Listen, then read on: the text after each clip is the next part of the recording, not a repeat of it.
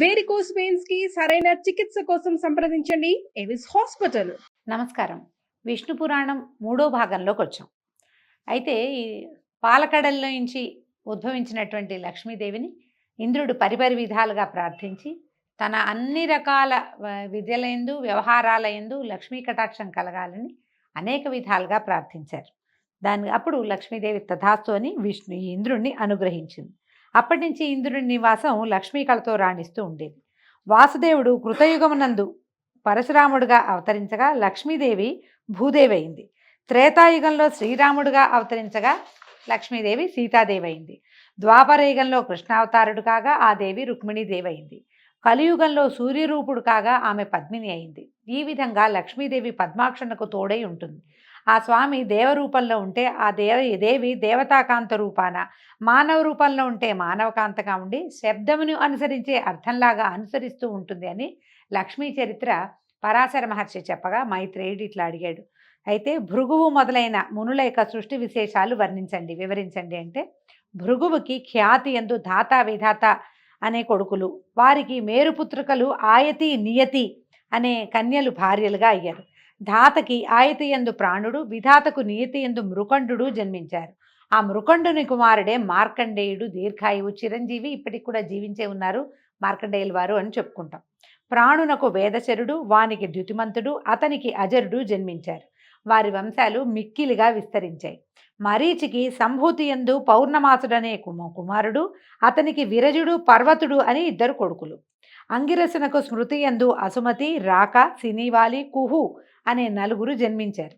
అత్రికి అనసూయ యందు చంద్రుడు, దూర్వాసుడు, దత్తాత్రేయుడు అని 3 దివ్యశోభా మహిమాన్వితులు బ్రహ్మ శివకేశవాంశ సంజాతులుగా జన్మించారు. ప్రీతికి దత్తాగ్ని, అతడు స్వయంభువ మన్వంతరమనందు అగత్యుడు అయ్యాడు. అయితే ఇది ఎలా అంటే, మనకి సృష్టి క్రమంలో రకరకాల పేర్లు చెప్తారు. మనం ఇప్పటికీ కూడా కొంతమంది ఋషులవి మహర్షులవి పేర్లు రకరకాల కథల్లో పురాణాల్లో వింటూ ఉంటాం. పులహునకు క్షమయందు కర్దముడు, సహిష్ణువు, ఊర్ధ్వరేతుడు జన్మించారు. క్రతువునకు సన్నతి యందు వాలఖిల్యాదులు 66 జన్మించారు. 65 పుట్టారట. వశిష్ఠునకు ఊర్జయందు విరజుడు, గోత్రుడు, ఊర్ధ్వబాహుడు, సవనుడు, అనఘుడు, సుతపుడు, శుక్రుడు అనేటువంటి శక్రుడు అనేటువంటి 7 కొడుకులు జన్మించారు. వాళ్ళు ఉత్తమ మన్వంతరమనందు సప్తర్షులు అయ్యారట. అగ్నికి స్వాహాయందు కలిగిన వారు పావకుడు, పవమానుడు, శుచి. వాళ్ళకి 45 పుట్టారట. ఈ విధంగా 49 మంది అగ్నులు విస్తరించారు. పితృదేవునకు స్వధయందు పితృగణాలు, మేనక, వైతరణి అనే కన్యకలు జన్మించారు. ఆ కన్యలు దివ్యజ్ఞానమూర్తులు, బ్రహ్మవాదినులు, యోగిని దేవతలు అయ్యారు అని చెప్పగా విని, ఇప్పుడు స్వయంభువ మనువు వంశంలందు పుట్టిన రాజుల చరిత్ర చెప్పమని మైత్రేయుడు అడిగాడట. పరాశరుడు ఇట్లా చెప్తున్నారు. ఆదిమనువైన స్వయంభువునకు ప్రియంవదుడు, ఉత్తానపాదుడు అని 2 కుమారులు.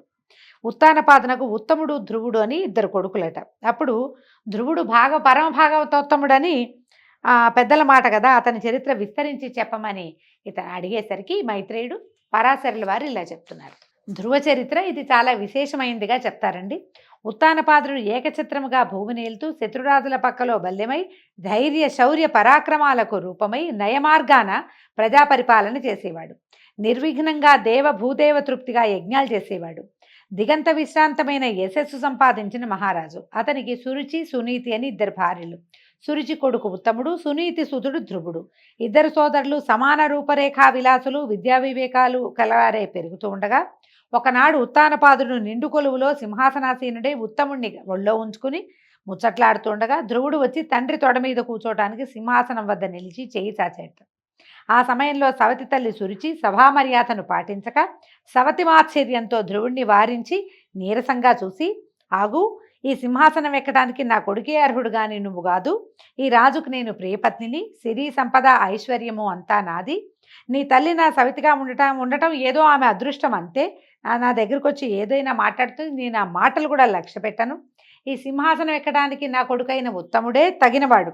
నీకు అలాంటి ఉత్తమత్వం ఉంటేనే ఆ అదృష్టం నీకు కలుగుతుంది. ఊరికే చేయి చేస్తే అదృష్టం పట్టదు, పొమ్మని చేయి పట్టుకుని వెనక్కి నెట్టి వీపు మీద ఒక దెబ్బ కూడా వేసిందట. ధ్రువుడు చెమ్మగిలిన కన్నులతో చెరచెరా నడుస్తూ తల్లి దగ్గరికి వెళ్ళి పెద్దలు చేసిన పని, తండ్రి యొక్క ఉపేక్ష 2 చెప్పాడు ఏడుస్తూ. ఆమె దుఃఖంతో కొడుకు కన్నీళ్లు తుడిచి బాగా ఓదార్చి ఏడుపు మాన్పించి కళ్ళ ఒత్తుకుని సన్నటి కంఠస్వరంతో చెప్పిందట, సురుషి అన్నదంతా నిజమే నాయన. రాజు ఆమెపై ప్రాణాలు నిలిపి ఉన్నాడు కనుక ఆమె కొడుకి ఆ మన్నన కలుగుతుంది. ఆ పద్ధతిలో మనకంత చనువు ఎట్లా ఉంటుంది? ఆమె సౌభాగ్యవతి కనుక దానికి ఆమె కొడుక్కి కూడా రాజు వల్ల మన్నన కలుగుతుంది. మనం మందభాగ్యులం నాయన, మనకు మన్నన లేదు. ఒకవేళ రేపొద్దున వాడే గనక రాజు అయితే నువ్వు వాడికి అడుగులకు మడుగులొత్తాలి నాయన అని ఆవిడ దుఃఖంతో, ఇంకా ఏమైంది, నా కడుపు కాలిపోయింది, ఇంకేం లేదు, నా పిల్లవాడికి ఏమీ దక్కలేదని ఆమె దుఃఖంతో ఇదైపోతూ ఉంటే ఈ పిల్లవాడు అన్నట్ట, మా విచారించకు, ఉత్తముడు రాజై రాజ్యమేల్ని, ఆ రాజుకి ఈ రాజ్యము సిరి సంపద ఇచ్చినవాడు మనకెందుకు ఇవ్వడు? మనకు కూడా ఇస్తాడు. ఇదిగో నా మాట విను. అన్న వల్ల ఇప్పటి రాజు పొందిన రాజ్యభోగాలు క్షణికాలు, అలాంటి ఐశ్వర్యం నాకు అక్కర్లేదు. ఆ దేవతలకు పైన ఉండే పదమందు సూర్యచంద్రులు ఉన్నంతకాలం, వెలుగుతున్నంతకాలం నేను ఉండడానికే సంకల్పించాను. ఒకడే నా ప్రతిజ్ఞ అని చిన్న బాలుడైన ధ్రువుడు ఎలాంటి విచారము లేక తపస్సు చేసే సంకల్పంతో తల్లితో చెప్పి నగరం నుంచి బయటికి వెళ్ళిపోయాడు. నగరం వెడలి సమీపాన ఉన్న ఉద్యానవనంలో కృష్ణాజినంపై ఆసీనులై ఉన్నటువంటి సప్తర్షులను చూసి నమస్కరిస్తే వాళ్ళు ఇలా చెప్పారట, నువ్వు ఎక్కడి నుంచి వస్తున్నావు, ఎవరు నువ్వు, నీ పేరేమిటి, ఒంటరిగా ఎందుకు వచ్చావు నాయన, చిన్ని బాలకుడివి నువ్వు అని అడిగితే, నేను ఉత్తానపాదుడనే రాజు కొడుకును, నా పేరు ధ్రువుడు, తపస్సు చేయాలని ఇలా వచ్చాను, నా పూర్వపుణ్య ఫలం వల్ల మీ దర్శనమైందని చెప్పగా విని ఆశ్చర్యపోయి, అయ్యా బాలకుడివి, ఇలా రాజభోగాలు విడిచి తపశ్చర్యకి నిశ్చయించుకోవటం ఏమిటి, ఎందుకు కారణం, నిండా 5 ఏళ్ళు కూడా లేవు నీకు, సుకుమార మోహనాకారం కలిగి ఉన్నావు, లవలేశమైన రోగబాధ అయినా ఉన్నట్టు లేదు, తల్లిదండ్రులు సజీవులై ఉన్నవాడివి, ఇలాంటి నువ్వు కష్టసాధ్యమైన తపస్సుకి ఎందుకు దిగావు, ఇలాంటి చిన్నతనపు బుద్ధిని విడిచి తిరిగి పొమ్మంటే అప్పుడు ధ్రువుడు దుఃఖంతో సవతి తల్లి అన్న మాటలు, తండ్రి ఉపేక్ష, తల్లి విచారము, తన ప్రతిజ్ఞ చెప్పి తిరిగిపోయేది లేదు, దయచేసి నా సంకల్పం సఫలమయ్యేటట్టుగా మార్గోపదేశం చేయమంటే వాళ్ళలో వాళ్ళు ఇలా మాట్లాడుకున్నారట. యుద్ధములో పగవాని బాణాలకు బాధపడిన రాజనందనుడు సవతి తల్లి పోటు మాటలకి బాధపడ్డా ఆశ్చర్యం అనుకుని, నాయన నీ కోరిక సఫలం కావాలంటే సర్వేశ్వరుడు, సర్వశక్తి సంపన్నుడు, భక్తజన్న పారిజాతుడు పైనటువంటి పద్మాక్షుణ్ణి ఉపాసించాలి. మునుపు మీ వంశకర్త అయిన స్వయంభువ మనువు, ఉత్తానపాదుడు, ప్రియవ్రతుడు కూడా ఆ వాసుదేవుని భజించే కృతార్థులయ్యారు. మా వంటి మునులు కూడా లక్ష్మీకాంతునే ఉపాసించి అందరికీ సమ్మానులుగా అయ్యాము. కాబట్టి నువ్వు కూడా ఆ లక్ష్మీనారాయణునే సేవించు, ఆరాధించు అని ద్వాదశాక్షర మంత్రాన్ని ఉపదేశించి తపస్సు చేసే పద్ధతి చెప్పి కృతార్థుడి వగుదుగాక అని దీవించి ఆశీర్వదించారు. మనం భాగవతంలోండి ఈ వాసుదేవ మంత్రాన్ని నారదుడు ఉపదేశించాడని తెలుసుకుంటామండి. అదొక కల్పంలో జరిగి ఉండొచ్చు, ఇంకొక కల్పంలో ఇలా సప్తర్షులే ఉపదేశించినట్టుగా కనపడుతోంది. ధ్రువుడు అక్కడి నుంచి యమునా తీరంలో ఉన్నటువంటి మధువనానికి వెళ్ళిపోయి అక్కడ యమునలో స్నానం చేసి మునులు చెప్పిన పద్ధతిలో మనసును విష్ణువు యందు లగ్నం చేసి బాహ్య ప్రపంచాన్ని మరిచి నిశ్చల దీక్షలో ఉండిపోయాడు. ఒక పాదం నేల మీద మోపి ఊర్ధ్వబాహుడై ఉగ్ర తపస్సు చేస్తుండగా భూమి అట ఆ పాదం బరువు, ఏది 5-6 సంవత్సరాల చిన్నది బాలకుడు, అతని బరువుకి భూమి లోపలికి కుంగిపోయిందిట. ధ్రువుని తపశ్చర్య చరాచర భూతకోటికి సహించరాందైంది. ఆ దశలో ఇంద్రుడు ధ్రువుని తపస్సుకి విఘ్నం కలిగించాలని తలంచి యాములనే దేవతలు, ఈ యాముల కథ ముందు చెప్పుకున్నాం మన ముందు భాగంలో, రప్పించి వాళ్ళని భూతప్రేత పిశాచ రూపాలతో ఉండే కూష్మాండ రాక్షస గణాలతో వెళ్ళి భయంకర ధ్వనులతో ఆ బాలుడి చుట్టూతా అరవండి, వాడు భయపడి తపస్సు విడిచేలాగా చేయండి అని ప్రోత్సహించాట. యామదేవతలు ఆ రాక్షసులు వివిధ క్రూర జంతువులాగా మారి విష సర్పాల్లాగాను, పెద్ద పుల్లుల్లాగా, పిశాచాల్లాగా, కార్చిచ్చులాగా విషం చిమ్ముతూ మంటలు రుపుతూ భీకరంగా అరుస్తూ ఈ ధ్రువుడు చుట్టూతా తిరిగితే వీళ్ళ ఆటలు అతని ముందు సాగలేదట. అతను ఆ తపశ్చర్యలోంచి బయటికి రాలేదు. ఒక మాయావి అయిన రాక్షసి సునీతిలాగా మారి ధ్రువుని వద్దకు వచ్చి, కుమార, ఒకే ఒక్క కొడుకువి, నన్ను వదిలి ఇట్లా కారడు వచ్చి తపస్సు చేయడం, నన్ను ఏడిపించడం తగునా నాయన? ఆ విష్ణువు నీలాంటి చిన్న బాలడికి ఎవరికైనా వరం ఇచ్చినట్టు ఎక్కడైనా కథల్లో విన్నావా? ఎందుకు ఈ శ్రమ? అందని బానుకి వాని పండుగ అరువులు చాచినట్టుగా ఈ పని శ్రమకారమే కానీ కనిపించని ఆ మహావిష్ణువు చేత వరాలిప్పిస్తుందా? లే నాయన, వెళ్ళిపోదాం ఇంటికి, మీ నాన్నను ఒప్పించి ఏదో విధంగా రాజభోగాలు అనుభవిద్దాం, కనీసం రాజభవనంలో అయినా ఉందు, కానీ ఈ గీకారణ్యంలో ఈ వయసులో ఈ తపస్సు ఎందుకురా నాయన అని తల్లి రూపంలో ఒక మాయావి అతనితోటి మాట్లాడిందట. పైగా ముద్దు మాటలతో తల్లిదండ్రులను సంతోషపెట్టడం, యుక్త వయసు వచ్చాక చక్కని చుక్కలాంటి కన్యను పెళ్లాడి ఆనందంగా జీవించడం, వయసు ముదిరాక అడవికి వచ్చి తపస్సు చేయడం లోకధర్మంగా రా నాయన, ఇలా చిన్న వయసులోనే పసితనంలో తపస్సు చేయటం ఏమిటి? ఆవిడేదో అన్నదని అలిగి వచ్చావు నాయన, ఇది వద్దురా, నీకు పట్టాభిషేకం చేస్తాడు మీ నాన్న అని ఇంకా ఏవేవో మాటలు అనమాట.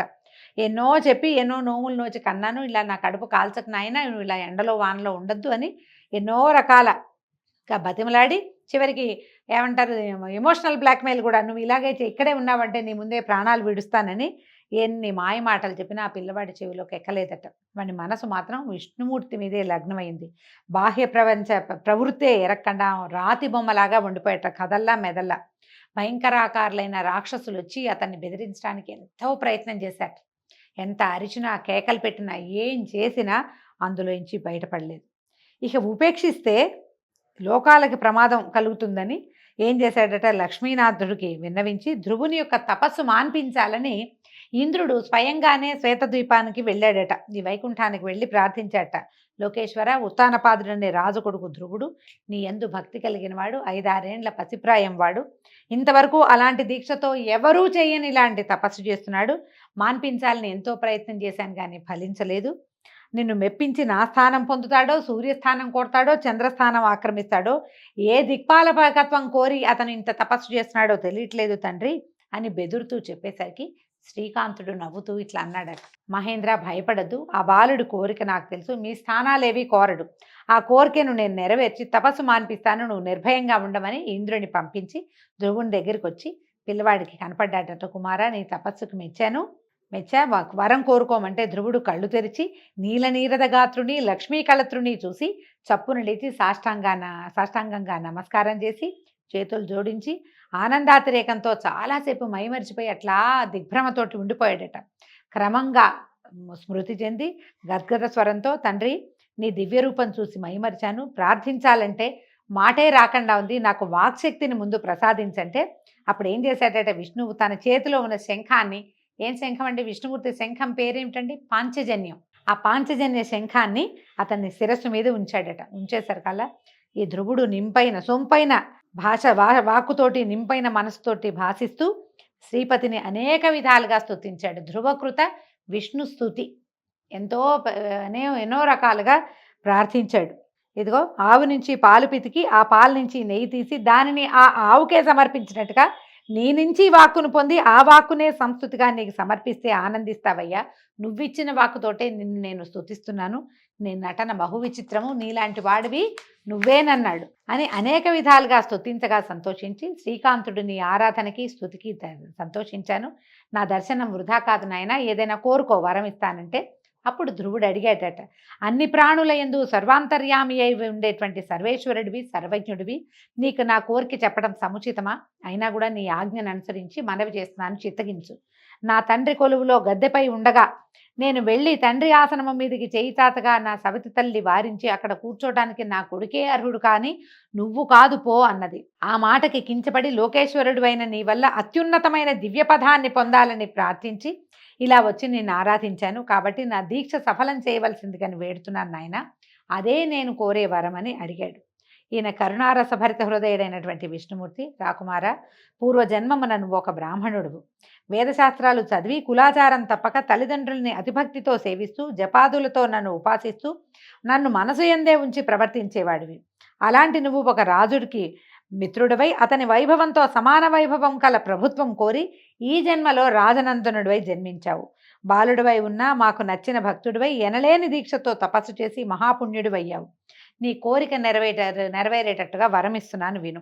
దేవతలకు, గ్రహాలకు, నక్షత్ర తారాగణములకు పైన ధ్రువస్థానం ఉన్నది, అది నీకిస్తున్నాను.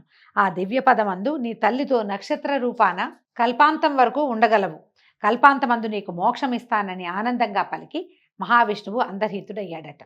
ఆ సమయమందు సుర నర కిన్నర సిద్ధ సాధ్యాదులు స్తుతించుతూ ఉండగా తల్లితో దివ్య విమానారూఢుడైనటువంటి ధ్రువుడు పై స్థానానికి వెళ్ళాడు. మనము రాజ్యం చేసిన తర్వాత వెళ్ళాడని కొన్ని కథల్లో వింటుంటాం. విష్ణు పురాణం ప్రకారము అతను అప్పుడే తన తల్లితో సహా విష్ణు పదాన్ని దివ్య పదము అయినటువంటి ధ్రువ స్థానాన్ని చేరాడని, ధ్రువము అంటే శాశ్వతమైనది అని అర్థం అండి, ఆ పదవిని పొందాడట. ముందు సూర్యమండలమునకు, తర్వాత చంద్ర, నక్షత్ర, బుధ, అంగారక, శుక్ర, బృహస్పతి, శనేశ్వరుల మండలాలకి వెళ్ళి వారి మన్ననలను పొంది సప్తర్షి మండలాన్ని దర్శించాడు.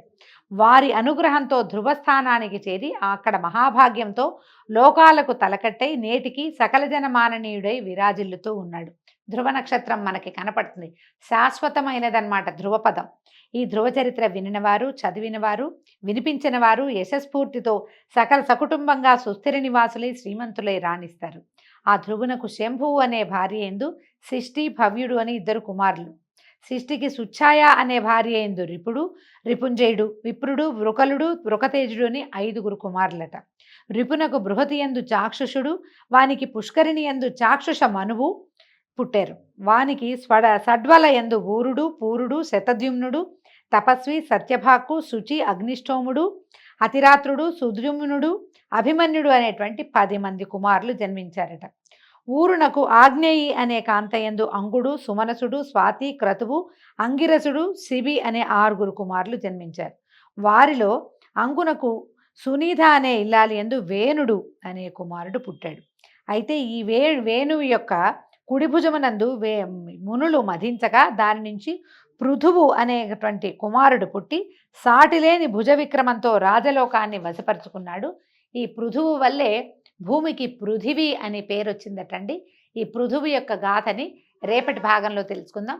ఈ రోజుకి సెలవు. నమస్కారం.